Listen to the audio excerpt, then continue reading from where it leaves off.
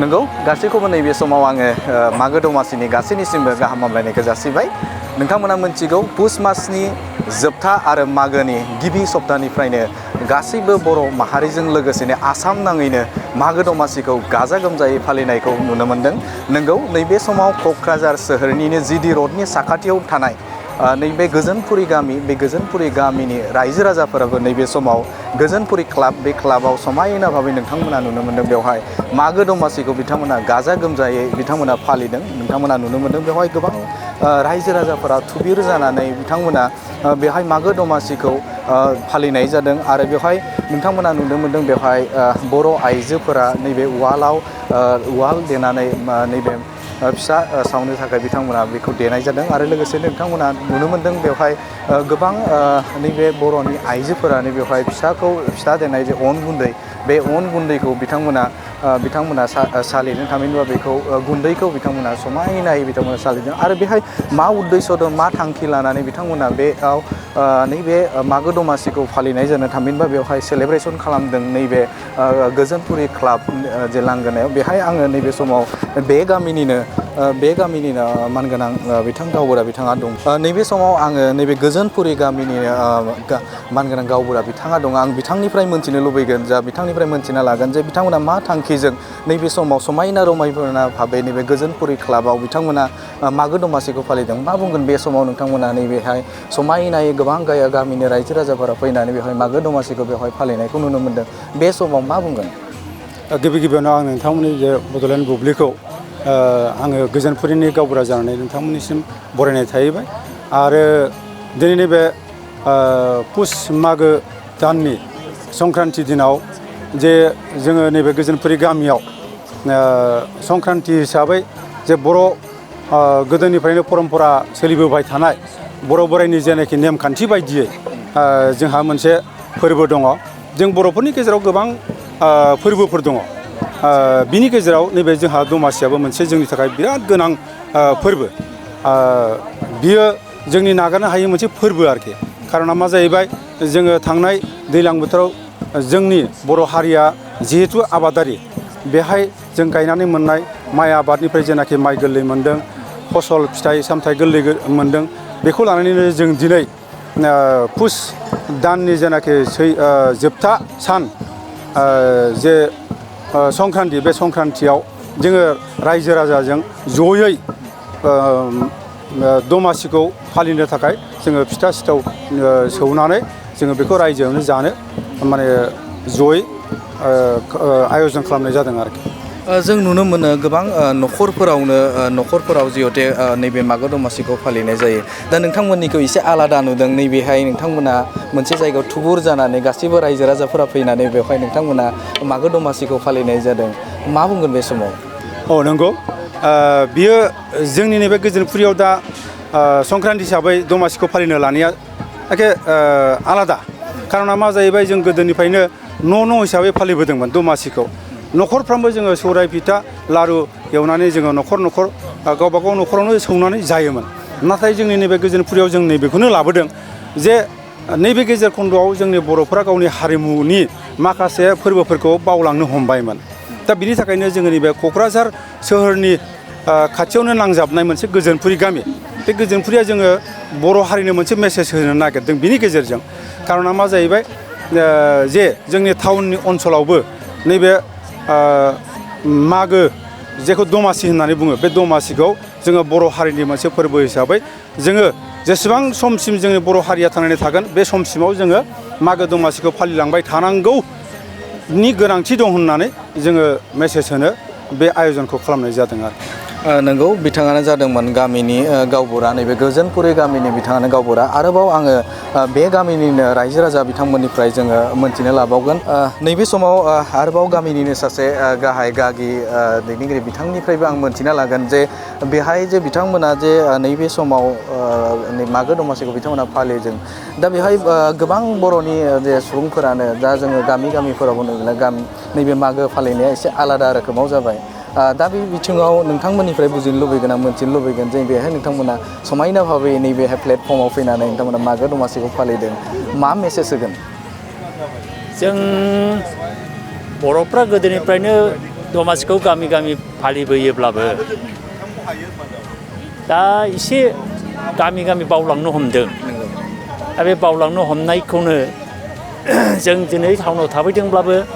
बै गोदोनि जिनिखि नियम खानुनफोर दं बेखौनो बोखांफिननानै बेखौनो मोजाङै साजायफिननानै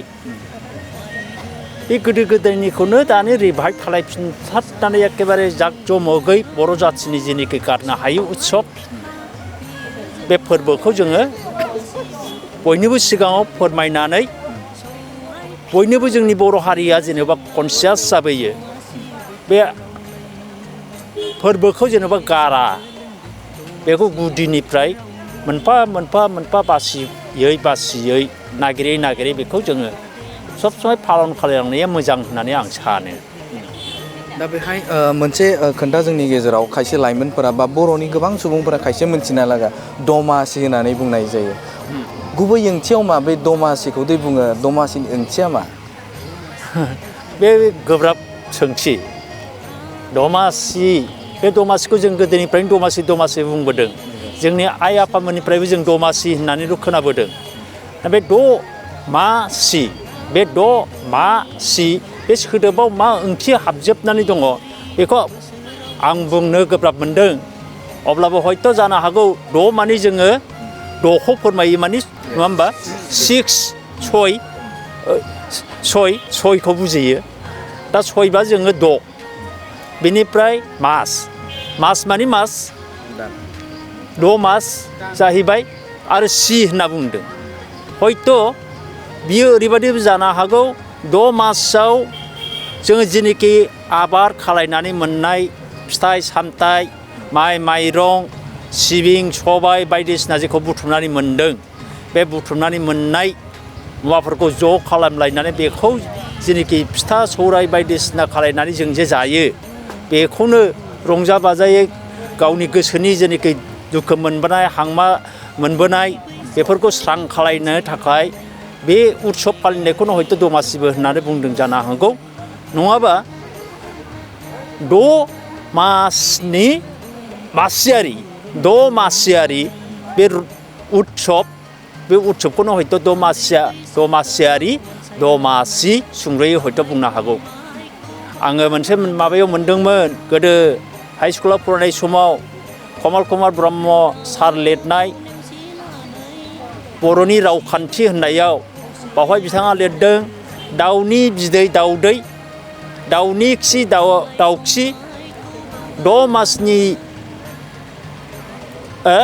मासनि थन्थ्राइ दमासि होननानै बुंदों बे थन्थ्राइयाव मा हाबनानै दं बेखौ आं बुंनो हाया ओंखायनो आं बाहाय बेखौ बुंनो हायैनि थाखाय आं दुखु फोरमायबाय दा जोङो दमासिखौनो फालिगासिनो दङ दा बे दमासिखौनो होननानै जोङो बयबो बुंनायखाय बेखौ आं दमासि होननानै रायखांनाय नंगौ बिथाङा 6 मासिनि ओंथिखौ थारैनो बिथांनिफ्राय फोरमायबाय आरोबाव आङो नैबे समाव बिथांमोननि बा नैबे गामिनिनो रायजो राजा बिथांमोनजों आङो सावरायबावगोन आरो मोनथिनो नाजागोन जे बिथांमोना नैबे समाव नैबे गोजोनपुरि क्लाब बे क्लाबाव बिथांमोना गाजा गोमजायै रंजा बाजायै बिथांमोना मागो दमासि बेखौ फालिनाय जादों नंगौ आं नैबे समाव बिथांनिफ्राय आं मोनथिनो लुबैगोन जे बर'फोरा जे बर'जों लोगोसे आसाम नाङैनो नैबे मागो फोरबोखौ मागो दमासिखौ फालिनाय जायो बेजों लोगोसेनो फिथा सौराय जानाय जायो बेनि ओंथिया मा दिनै बड'लेण्ड बुब्लिनि बिथांमोना बहाय गोजोनपुरि गामियाव नुजाफैनायलाय जोङो फंनैसो बुंनो नागिरदों बे जाहैबाय मा दमासिनि माबाया 6 दानजों जानायखौ दमासि होननानै हमो जोङो ओरैनो जोंनाव बर'नि बिथोराव बेबादि लिरनाय माबा मोनाखै जों मोनथ'वाखै खिन्थु जोङो दा सारा आसामावनो गुबुन हारियाबो बर'फ्राबो दमासिखौ जोङो पालन खालामो बेवहाय जोङो दमासियाव माखासे आइटेमफोर लायो जेरै जोंनि खेथि खालामनानै मोननाय जाखिनि फसल मोनो बेखौनो जोङो माइ माइरं बायदिसिना माबा सबाय टबायखौ माबा खालामनानै दिनै जोङो संक्रान्ति दिनाव बेखौ जानाय जायो बयबो रंजा खुसियै आरो बेनिफ्राय गोदो जोङो गामि गामि न'खरै न'खरै जायोमोन खिन्थु दा एसे सोलायलांबाय माखासेफ्रा बावलांबायानो दा बेबादि माबाखौ लानानै जोङो दिनै नैबे क'क्राझार खाथिनि गोजोनपुरि गामियाव मोनसे माबा लादों जोङो रायजोफ्रा बे हिसाबै जोङो दिनै गुबुन गुबुन आइटेमनि फिथा सिथाव लारु गुबुन गुबुन बानायनानै देखायनाय जादों बेवहाय आरो जादोंबो जोंनि मानसिफ्रा जागासिनो दं आरो सारा आसामावनो बिदिया बर'ल' नङा गुबुन हारिफ्राबो बे जिनिसखौ बेबहार खालामनाय जायो आरो नैबे समाव आं नोंथांनिफ्राय मोनथिनो लुबैगोन जोङो गोबां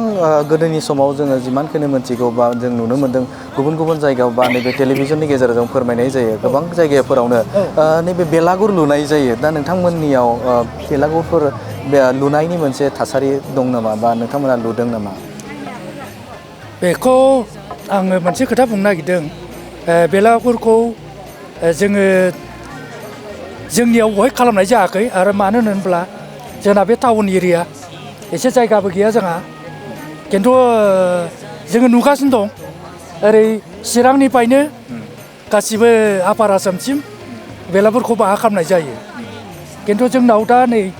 नैबे माबायावहाय जों खालामथ'वाखै आरोखि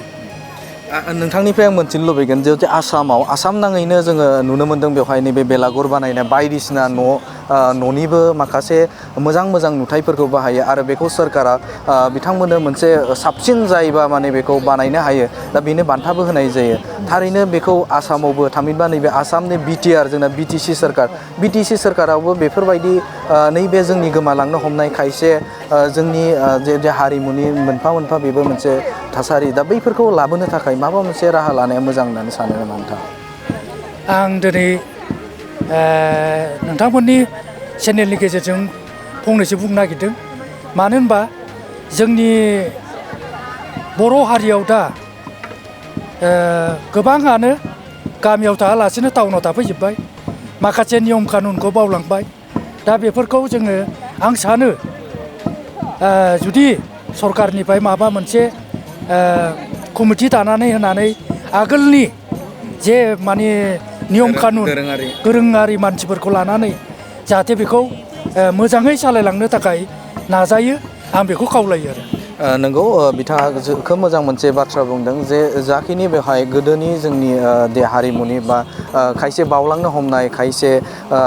जोंनि मावबोनाय जे जारिमिन बैफोरखौ मोजाङै जोथोन लाखिनांगौ होनना बिथाङा फोरमायदों आं नैबे समाव नैबे गामिनिनो मानगोनां बिथांमोन दङ आं मोनथिनो लुबैयो जे नोंथांमोना बेवहाय समायना भाबै रायजो राजा ज' जानानै नोंथांमोना फिथा सावनाय जादों आरो फिथा देनाय जादों मा बुंगोन बे समाव जोंथ' ओरैनोब्लाबो दमासिखौ बयबो गावनि गावबागाव न'आव बानायोमोन नाथाय जों दा बे बोसोराव जयैनो बानायदों जयै माने बयबो ज' जानानै बानायनानै दिनै संक्रान्ति दिनाव जों बयबो फुरथि जालायलायदों बयबो माने सब रोखोम जिनिसखौ बानायजोबनो हाया दा दिनै जों बहाय गासिबो रोखोमनि जिनिसखौ बानायजोबदों मा फिथा बानायदों साननानै नायदो जोङो माबादों ओंखाम हमनाय बानायदों बहाय माने नोङो बर्थनाव दै होबाय बेखौ नोङो गोदौ होबाय थानानै बेयो खफ'जोंनो मोननाय संख्रि होनानै ओमफ्राय बेनिफ्राय बानायबावदों जोङो सौरायखौ जोङो एसे थाव होनानै एवनानै घि होनानै गोथाव बानायदों बेखौ बानायदों ओमफ्राय बेनिफ्राय जोङो सिथाव बानायदों माइब्रानि सिथाव बानायदों माइब्रानि लारु बानायदों नारेंखल बानायदों लादु सिबिं लादु आरो सबाइ गोरान बानायदों सिबिं गासिबो बेखौ एवनानै गासिबो गासिबो जों आइटेमखौ बानायजोबदों गावबागाव न'आव बानायोबा जों गासिबो बिदि 10-12टा जिनिसखौ जों बानायजोबनो हाया नालाय बहाय जों लोगो ज' जानानै देग्लाय बोसोराव गासिबो आइटेमखौ जों बानायनानै देखायजोबगोन आरो गासिबो आइटेमखौ जों बानायजोबदों। नंगौ नैबे गोजोनपुरि गामिनिनो बिथाङा फोरमायदों जे गासिबो आइटेम माने जिखिनि बेवहाय बर'फोरजों लोगोसे आसाम नाङैनि जिखिनि बे फिथा आरि बानायना जायो दा बेनि आइटेमफोरखौ बिथाङा बानायदों होनना बुंगोन। आं नैबे समाव सोंबावनो नागिरगोन आङो मा बेहाय जाखिनि फिथा मोनसे बानायनो थाखाय थामहिनबा बेवहाय नोंथांमोना गुबुन गुबुन फिथाखौ नोंथांमोना देनाय जादों बा बानायनाय जादों बेवहाय माबायदि बानायो? जोङो सिगाङाव जोङो बे माइब्रा हमनायखौनो बानायदों दोआव माबानानै दै होनानै ओमफ्राय खेरखायाव माइरंखौ होनानै संख्रि लागायनानै हमबाय आरो खोबनानै होबाय ओमफ्राय मोजाङै बेखौ खफ'जोंनो फोमोनबाय दै होआखिसै। बिनि उनाव माबा सौराय एवबाय सौरायखौ आरामनो थाव एसे होनानै बिदिनो एवबाय आरो एवनानै आरो ओमफ्राय सिबिंनि माबा सिथाव सावबाय सिबिं होनानै ओमफ्राय नालेंखर लादु बानायबाय ओमफ्राय सिबिंनि लादु बानायबाय ओमफ्राय ओरैनो माइरं माबाजों अनजों माबा बे माइब्राजोंनो लारु बानायबाय माबा ओरैनो प्लेन लारुबो बानायबाय ओमफ्राय एसे सिबिं होनानैबो बानायबाय आरो बेबायदि। दा बेहाय नोंथांमोना नैबे गोजोनपुरि गामियाव नोंथांमोना गिबि खेबनि थाखाय सेथि नैबे मागो दमासिखौ नोंथांमोना बेहाय फालिनाय जादों। गोबां नोंथांमोननि रायजो राजाफोरखौ लोगो मोनलायना ज' लोगो मोनना गोसोखौ माबायदि मोनदों? बिराद मोजां मोनदों जों बयबो फुरथियाव बयबो गोजोननाय मोनदों बयबो फैजोबनानै बोसोराव जोङो बेबायदि रावबो न'आव बायदिसिना सोरबा बेमार आजार खामानि दामानिजों जों रावखौबो लोगो हमलायनो हाया बाव जों बोसोराव खनसे फैनानै बयखौबो मोखां नुलायलायदों मोजाङै मिनि खुसिजों बेफोर जानाय आइटेमफोरखौ मोजाङै जानो हादों मिनिनानै न'खरनि दुखु सुखुखौ बावनानै गासिबो गाव गावनि माबाफोरखौ बावजोबनानै जों बाव फैनानै ओरैबायदि फुरथि मोनदों देग्लाय ओरैबायदि फुरथि मोनदों आरो बेखौ बुंनो हाला आरोखि ओरैबायदि जों गोजोनलायदों बयबो गथ' गथाय फैनानै बयखौबो मोखां नुनानै जों बिराद फुरथि मोनदों आरोखि गोजोननाय मोनदों। देग्लायनि बोसोर बायदि आरो जों फैगोन बोसोरावबो बिदिनो खालामबावनो नाजागोन जों बोसोरे बोसोरे खालामलांजोबबावबाय लांनो नाजाबाय थागोन आरो दानिया जों दा बिराद मोजां मोनदों आरो। नंगौ बिथांमोना गोजोनपुरि गामिनिनो बिथांमोना जोबोद गोजोननाय मोन्दों बे जायगायाव थामहिनबा नैबे समाव बिथांमोना जयै खौसेयै लोगो मोनलायनानै बिथांमोना भेराइटिस आइटेमनि जे फिथा बे फिथाखौ बिथांमोना बेवहाय खालामनानै जानो मोना गोजोननाय मोन्दों आरो गिबि खेबनि थाखाय गोजोनपुरियाव बिथांमोना नैबे समाव मागो दमासिखौ सेलेब्रेसन खालामदों। आं नैबे समाव सोंनो लुबैगोन जे बेवहाय गोबां जिहेतु बर'नि आइजोफोरखौनो आं बुंनांगोन खायसे खायसेया फिथा मावनो रोंला खायसे खायसेया एसे बावलांनो हमबाय दा बे समाव मा बुंगोन आरो? आं गिबियावनो बड'लेण्ड बुब्लिनिफ्राय हामलायनाय जासिहरग्रोबाय माने जों दमासि बोथोरखौ देग्लायसो गोजोनपुरि गामियावहाय आइजोफ्रा खुंजेननो मोननानै बिराद गोजोननाय मोन्दों बयबो बाव गोमालांजोब्बायमोन जोङो फिथा लारु एफा एनै सावनायनिबो दा बेफोरो जोंहा फैफिनगासिनो दं फिथा संनाय बा ओंखाम हमनायफ्राथ' गैखालानोमोन हमनानै जायाखैमोन दिनै जों नैबे फोरबो खुंनायनि थाखाय बेसेबां बे ओंखाम हमनायखौबो दिनै मा होननानै जों बयबो साखिनाय बयबो मिथियैफ्राबो मिथिनो मोन्दों सोलोंनो मोन्दों आरो दा बेहाय गोबाङानो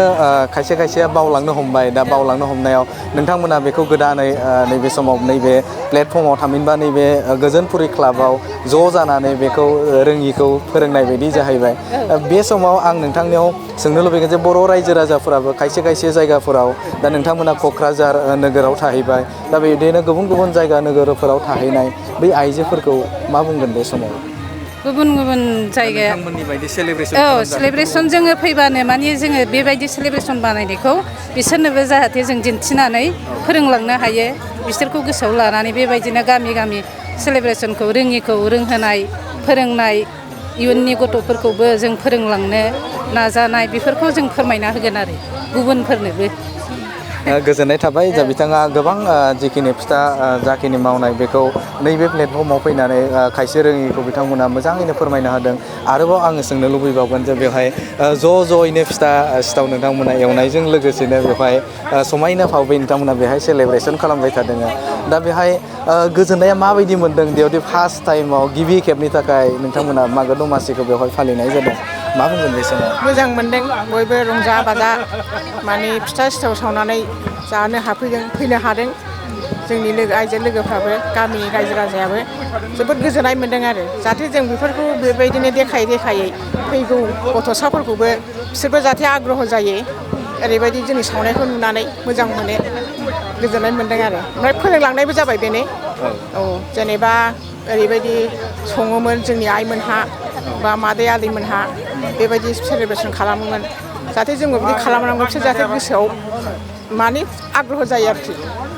गोदोनि मागो दानि मागो माबायदि फारागथिखौ नुनो मोनो गोदोनि समजों आरो दानिजों नोंथाङा जिहेथु एसे बयस्थ' मानसि बे समाव मा बुंगोन?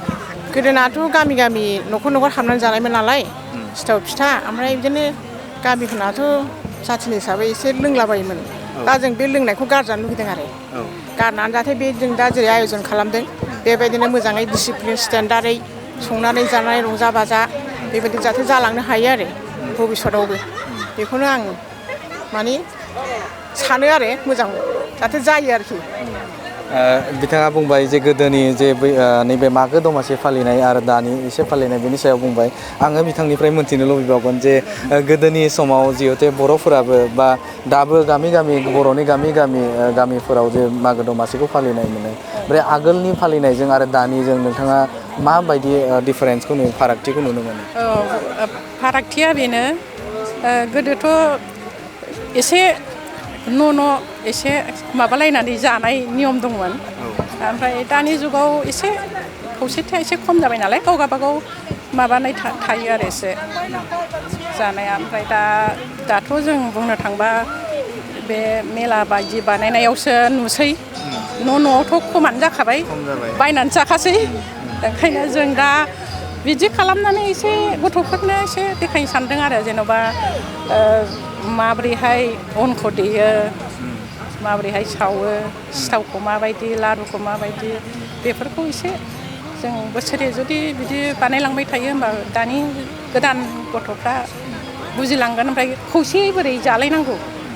खौसेयै जालायनायाबो मोनसे मोजां माबाना समाजनि थाखाय जों बेखौनो आसा खालामो आरो। दा गोजोनपुरि गामियाव नोंथांमोना गिबि खेबनि थाखाय मागो दमासिखौ फालिदों दा बेवहाय गासैखौबो लोगो मोनलायनानै नोंथाङा माबायदि मोनदों? मोजां मोनदों आरो जोंनि आइजो लोगोफ्रा बिराद मोजां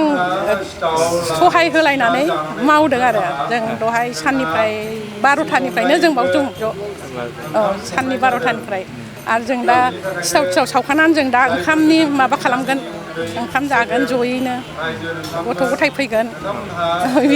बिराद मोजां आरो दा जों जे ज' सहाय होलायदों बेनो जोंनि थाखाय बिराद मोजां आरो जोंनि दुइसिनखौ जों फोरोंलांनो हागोन खौसेथि बोरै जानांगौ आरो देरसिनफोरखौ सनमान होनाय बेनि थाखायनो जों मोजां मोनदों आरो बे प्रग्रामखौ नोंथांमोननि सायावबो साबायखर थाबाय जोंनि प्रग्रामखौ बिदि जाफुंसार होनायनि थाखाय। नंगौ बिथांमोनानो गिबि खेबनि थाखाय नैबे गोजोनपुरि गामिनि रायजो राजाफोरा बेवहाय जथाय जानानै बिथांमोना नैबे फिथा सौनायजों लोगोसेनो बिथांमोना बेवहाय समायना भाबै मागो दमासि बे दमासिखौ बिथांमोना फालिदों। बे समाव आङो गोजोनपुरि क्लाबावनो आङो दङ बेवहाय समायना भाबै बिथांमोना सेथि खेब नैबे मागो दमासि फोरबो फालिथाय बेखौ बिथांमोना गोजोनपुरि क्लाबाव गोजोनपुरि गामि बे गामिया बिथांमोना फालिबाय थादों आरो नोंथांमोना नुनो मोन्दों बेवहाय समायना भाबै बिथांमोना नैबेहाय मा फिथा होननानै बुङो बेखौ? सिथाव होनो बेखौ माइरं गुन्द्राजों माइरंखौ देनानै सिबिंजों सिनिजों देनानै ओमफ्राय बेखौ बानायनाय जायो आरो। नंगौ बिथांमोना नैबे समाव फिथा सिथाव एवगासिनो समायना भाबै बेखौ बिथांमोना एवदों आरो नैबे समाव नुनो मोन्दों नैबेहाय नैबे बानायखांनाय थामहिनबा बेखौ फिथा सिथावखौ बानायखांनानै नैबायदि थासारि जायो बेवहाय आरोबाव नुनो मोन्दों बेवहाय नैबे समाव मा फिथा होनो? बे माबा सिथाव एन्थाब माबाजों गुरजों सिबिंजों लागायनानै सावो जोङो बेखौ गुरजों सिबिंजों औ ओमफ्राय माइब्रा नैबेहाय नुनो मोन्दों बेखौ अन गुन्दै होनना बुंनाय जायो आरो लोगोसेनो बिथांमोना नैबेहाय फिथा सिथावखौ खोब मोजाङै बिथांमोना एवगासिनो आरोबाव नोंथांमोनजों नैबे समाव आङो दिन्थिबावगोन नैबेहाय नोंथांमोना नुनो मोन्दों बेवहाय मा फिथा बुङो बेखौ लारु होननाय जायो बर'आव लारु होननाय जायो बेखौ औ लारु थारमाने बेखौ गल खालामनानै बेहायबो सिबिं सोनाय जादों आरो लारुआव औ सिङाव सिबिं होनाय जादों ओमफ्राय नैबेहाय जाबाय सिबिं गैयै बेखौ बर'आव होननाय जायो लारु औ दा बे नैबेहाय समाव बिथांमोना नैबे सिबिं बा लारु बेखौ बिथांमोना संनाय जादों आरो नैबे समाव आङो नुनो मोनबावदों बेवहाय आरोबाव समायना भाबै बिथांमोना नैबे जायगायाव गोजोनपुरि गामियावनो नैबे फिथा एवगासिनो मा फिथा बुङो बेखौ बेयो माबा सिनिनि लारु बेयो सिनिनि लारु औ माबोरै बानायनाय जायो बेखौ अनखौ देनानै माबाबाय नाबाय दैजों दै होनानै नाबाय सिनि होनानै नाबाय दा बेखौ थावजों बानायनाय जाबाय आरो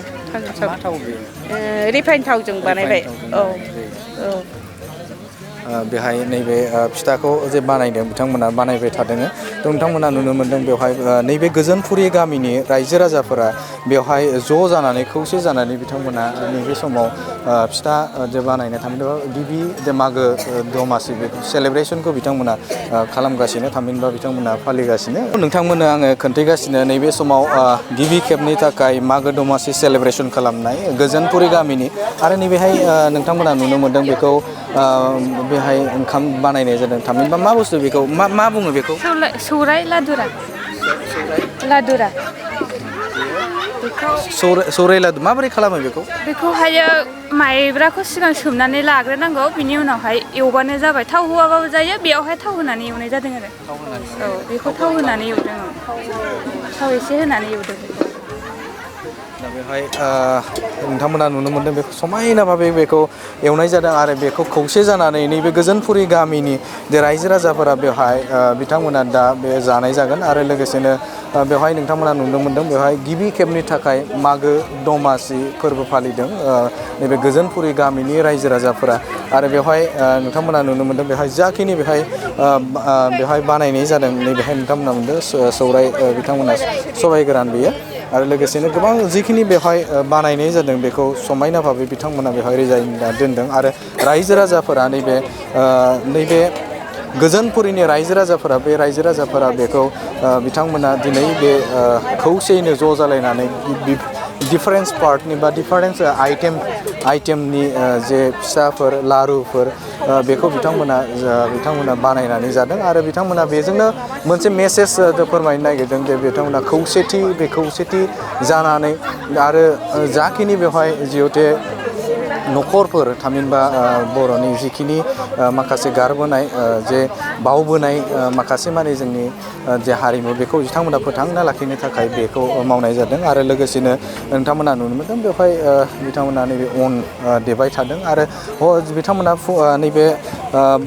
मोनाबिलि समाव बिथांमोना बे गोजोनपुरि गामिनि रायजो राजाफोरा बेवहाय फैनानै बेखौ नैबे समाव बिथांमोना गोजोनपुरि क्लाबनि जे लांगोनायाव बिथांमोना बे हाबाफारिखौ बिथांमोना सेलेब्रेसन खालामबाय थादों आरो बिथांमोना नुनो मोन्दों गोदोनि समाव नैबे अन देनाय बेखौ नुनो मोन्दोंमोन आरो नैबे समाव नोंथांमोना नुनो मोन्दों बेवहाय बिथांमोना अन देदों थामहिनबा जेखिनि फिथा एवनाय जागोन बा फिथा बानायगोन दा बेजोंनो गिबियाव बिथांमोना अन देनानै बिथांमोना देगोन बिनि उनाव फिथा बानायगोन थ' नोंथांमोननो नैबे समाव बड'लेण्ड बुब्लिनि गेजेरजों जे नैबे सेथि खेबनि थाखाय मागो दमासि सेलेब्रेसन खालाम गोजोनपुरि रायजो राजा बिथांमोननि गासै नुथायफोरखौ नोंथांमोननि सिगाङाव फोरमायबाय आरो बिथांमोना मोनसे मेसेजखौ फोरमायदों जे बेनि गेजेरजों बर'नि बावबोनाय माखासे जारिमिन बर'नि माखासे माने बावबोनाय जे फिथा एवनायनिफ्राय लानाय मागो दमासिखौ मानि थाखाय फालिनाय जायो बिथांमोननि रायजो राजानिफ्राय बड'लेण्ड बुब्लिनि गेजेरजों बिथांमोननो फोरमायबाय आरो बिथांमोन रायजो राजाफोराबो बेखौनो फोरमायदों जे बिथांमोना मोनसे रायजो राजानि गेजेराव मोनसे जांख्रिथाय लाबोनो थाखाय बिथांमोना बे हाबाफारिखौ लादों होननानै बिथांमोना फोरमायदों आरो नैबे समाव बड'लेण्ड बुब्लिनि गेजेरजों नोंथांमोननो नैबे समाव फोरमायबाय गोजोन्थों। माइ गोरलैनि माइरंजों जोसा माइब्रानि माइरंजों सौराय फिथा देयो जोंलाय दमासि बोथोरावलाय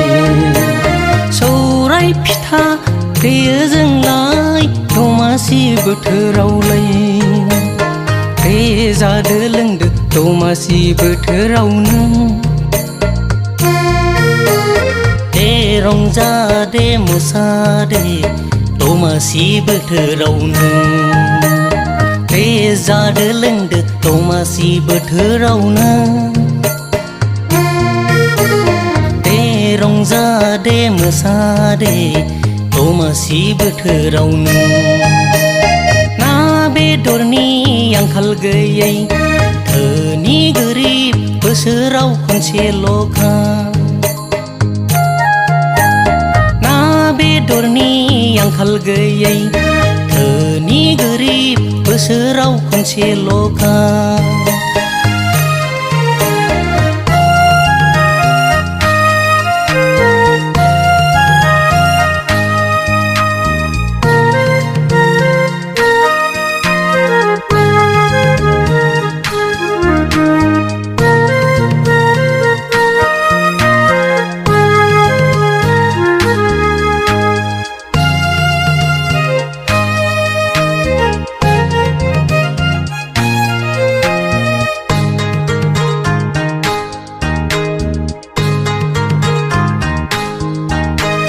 धोनि गोरिबजों अनलायनानै गेदेर सुबुंखौ गुगुरुब खुलुमनानै उन्दै बैसोखौ अनसायनानै धोनि गोरिबजों अनलायनानै गेदेर सुबुंखौ गुगुरुब खुलुमनानै उन्दै बैसोखौ अनसायनानै नांलाय खमलायखौ बावगारनानै दुखु दाहाखौ नेवसिनानै दमासि बोथोराव खौसेयै रंजायो जों नांलाय खमलायखौ बावगारनानै दुखु दाहाखौ नेवसिनानै दमासि बोथोराव खौसेयै रंजायो जों गोसो गुदुं गलादारफोरनि थाखाय मोनसे मोजां खौरां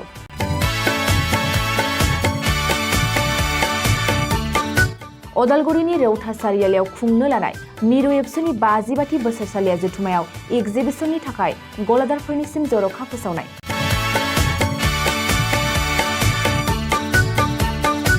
फैगौ 2023 मायथाइनि 26, 27, 28 आरो 29 जानुवारियाव खुंनो लानाय मिरु एबसुनि बोसोरसालिया जथुमायावनो बायदि रोखोमनि मुवा बेसादफोरखौ दिन्थिफुंगोन एक्जिबिसन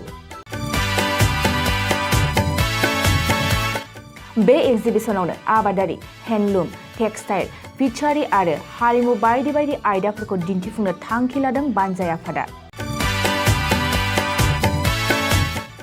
बेनिखायनो गोसो गुदुं सुबुं एबा गलादारफोरा एक्जिबिसनाव गला हाफैनो हागोन आरो गला होनायनि सोमोन्दै आबुं बाथ्राखौ मिथिनोब्ला नैबे मबाइल नम्बर 9365245137 आव थोंजों सुलाद लानो हागोन।